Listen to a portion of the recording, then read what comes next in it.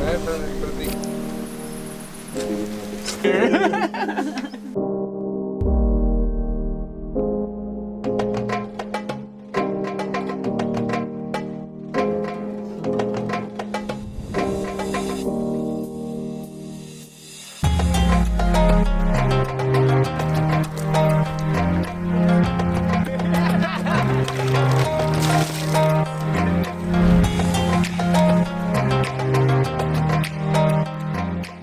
Ok, bioconstrução. Hoje em dia fala-se muito de bioconstrução de uma forma geral, não é?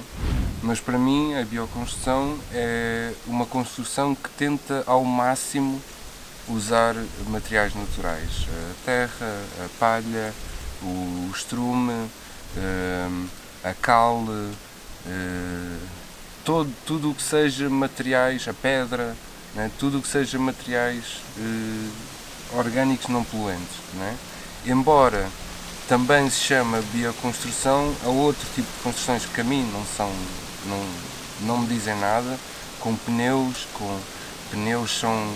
são materiais que é quase crudo puro, andou 200 mil quilómetros na estrada, não é? Antes de ser coisa em Alcatrão, é altamente contaminante.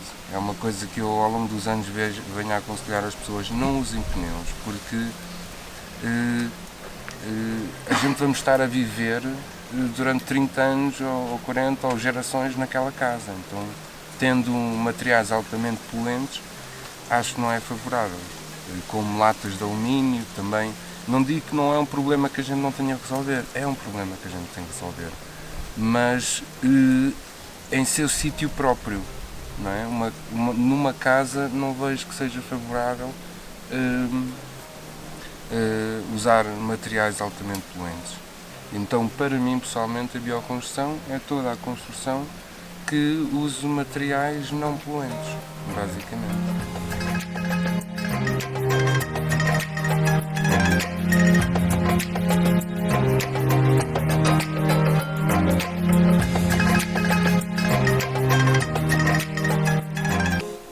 É bom salientar que pronto, existe maioritariamente, não quero dizer que possa haver uma outra técnica que não a refira, não é? Mas maioritariamente as técnicas são o Adobe, que é esta técnica que está aqui, que é sem dúvida a minha preferida. Depois há o Cob, há a Taipa, há o Tabique, há o Remet Earth, que agora esqueci-me do nome em português, chama-se terra ensacada, que é basicamente a gente tem uma manga e vai enchendo com material que temos no solo, não é?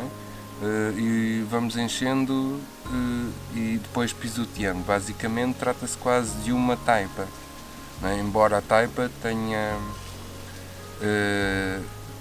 é uma técnica diferente e depois, claro que depois nisto há técnicas que eu, para mim pessoalmente, são viáveis, outras não são viáveis. Por exemplo, o Cob é um tipo de técnica que é muito forte, não é? É muito forte porque trata-se de uma peça única, não é? É como, por exemplo, a fazer um jarro de barro e fazer a pega, não é? Há aí uma separação de materiais, logo existe uma maior fragilidade, embora seja forte, não é? O cobre, neste caso, é como se a pega também seja parte do jarro, é tudo uma união, então naturalmente é mais forte. Só que, desculpa, pronto, e então o cobre, como eu referia, é uma técnica que demora muito tempo, pelo simples facto que a gente tem que pisotear. Embora eu já tenha feito para mim próprio, lá está, uma versão diferente do cobre. Porque se a gente temos que fazer, digamos, uma casa por desporto, não é? pronto, para experimentar o material e tal, é uma coisa. Agora, se a gente temos que fazer como profissão, então temos que acelerar o processo, não é? Eu, neste caso, uso a batoneira, não é? Para fazer a união dos materiais, e faço o colpo também. Se pedem para fazer o colpo, faço o colpo na batoneira, não é? Ou seja, o colpo para mim é uma técnica que demora muito tempo a fazê-la. A taipa também é uma técnica que demora muito tempo, porque tem que se fazer camada a camada, não é? A camada não pode ser muito grossa também, e tem que se pisotear. E então só fazer aquilo normalmente faz uma caixa, não é? Para fazer o tijolo, e então faz uma confragem que é 150 por norma, por 70 ou por 50, não é? E 70 de altura. E então para fazer cada tijolo de taipa demora-se muito tempo e preciso de uma quantidade enorme de barro. Aliás, até para mim é surpreendente a quantidade de barro que leva em cada tijolo de taipa. Em relação ao tabique, o tabique é bom para interiores e podemos ver isso. Felizmente Portugal é um país que, se observarmos bem, então podemos ver que Portugal é um país que ainda tem muita bioconstrução, não é? Temos a taipa no Algarve e Alentejo, não é? Depois a zona centro já é uma zona de adobe, esta técnica que está aqui, e depois para norte já é pedra, não é? E então, por norma, nas casas antigamente usava-se no interior o tabique, porque o tabique entende de madeira, não é? Hoje em dia já se tornou muito mais difícil por causa do preço das madeiras, ou seja, são preços exorbitantes. Hoje em dia já não é tão rentável fazer tabique, mas naquela altura era uma técnica rápida. Temos, por exemplo, o caso do Marquês de Pombal. Depois do terremoto, ele construiu praticamente não, todo o centro de Lisboa, toda a parte que foi destruída, ele construiu em tabique. Ele construiu em taipa por fora, né?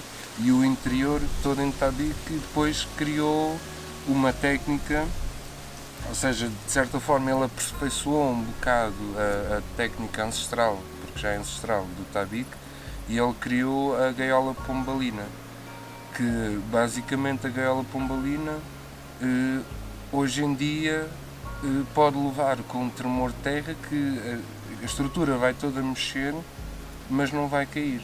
Ou seja, ele de certa forma criou um tabique antissísmico, que foi, para a altura, foi um projeto espetacular. Não sei, depois existe a técnica do Remit Earth. Eu pessoalmente não, embora seja muito usado, não é uma técnica que acho boa, porque aquilo é uma técnica, aquilo provém de uma técnica militar, não é? E o que eu estava a dizer da terra ensacada é que não é uma técnica que eu acho muito boa, porque é uma técnica, vem da técnica, como eu havia referido, uma técnica militar, e é uma técnica temporária, embora as pessoas não imaginem, não é? Mas é uma técnica temporária. Isto porquê? Porque os sacos de polietileno, quando estão com a terra, não têm uma longa duração. Quer dizer que vai criar, se não for feito em barro, não é? Porque por norma é só com solo, não é? Se não for feito só com barro, vai criar materiais em suspensão. Então quer dizer que uma vez que se estraga o plástico, vai começar a desfazer as laterais, não é? E depois ao núcleo central. Ou seja, não é uma técnica que eu acho que tenha muita viabilidade. Tem no momento, tem 10 anos, não é uma técnica de curta duração, tem 10 anos, mas eu diria que talvez em 20 já tenha problemas graves.